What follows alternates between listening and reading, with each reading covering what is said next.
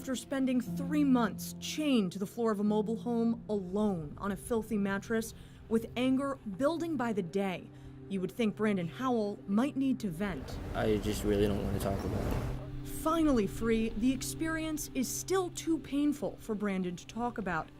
Even though the chain is no longer wrapped around his neck, the 18-year-old says he's still locked out of his life.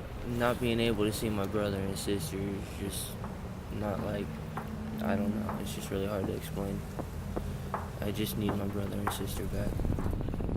His 13-year-old sister and 16-year-old brother are in foster care, while Brandon stays with family friends, disconnected from his family because of his age.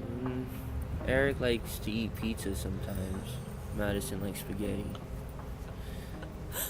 Eric's a baseball fanatic. Madison is a little... She says she's not a girly girl, but I think she's a girly girl.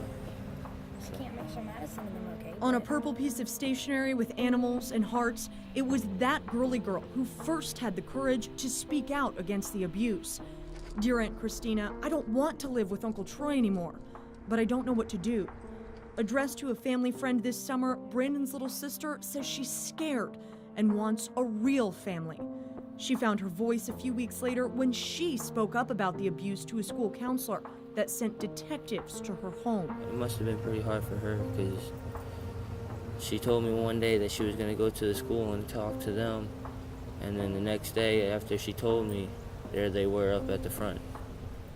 Police found Brandon with bruises around his neck, a swollen eye, a chain on top of a thin mattress in a small room that Brandon called home. Troy Howell had custody of the 3 children since his father, their grandfather, died in 2009. He had custody of all 3 after their parents walked out on them. Maddie's letter describes how he was their only option. It reads, "Please help me."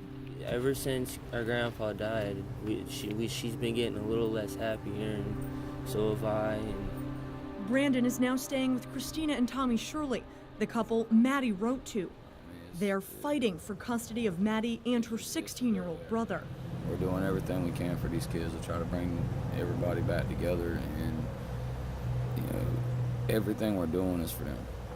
Everything we're doing is for them. A family court judge has temporarily barred the Shirleys or anyone who knew the family from having contact with Brandon's brother and sister. I just like to see the kids, us, everybody, be able to spend time together if we can. Shirley says the current foster parents have been unresponsive, sending Brandon away when he tries to visit and refusing to give out their phone number. now that I'm not with my brother and sister, it's just, what's the point? Certainly, from our standpoint, Department of Children and Family Services spokesman John Harrell says this has been a difficult case to process. They all went through such a terrible ordeal, but it is something in which there are legitimate safety concerns. According to Harrell, the foster parents are extending that caution to the 18-year-old victim. And by law, they don't have to allow him contact with his brother and sister. The right of the people who are caring for these siblings to determine what they're comfortable with. But the Shirleys are asking, what about what Brandon is comfortable with? Well, none of this would be going on if everybody could just be a family. That's what Madison wants. I want a real family, her letter pleads. Certainly, we feel that all children deserve to have permanent homes where they're cared for, and they deserve to have permanent parents. Harrell says the ultimate goal is to reunite all of them under one roof. In cases like these, you never want to send children to a home, especially permanently, where they're going to have more terrible things happen because they have already been through more than a lifetime's worth of abuse and neglect. But Brandon is already looking toward the future. He wants to join the military, get his college degree, and care for his brother and sister. After I retired from the military, they'd pay for a house and I can make sure I got bedrooms for everyone. And then they all can come stay at my house. Far away from the home where he was locked down.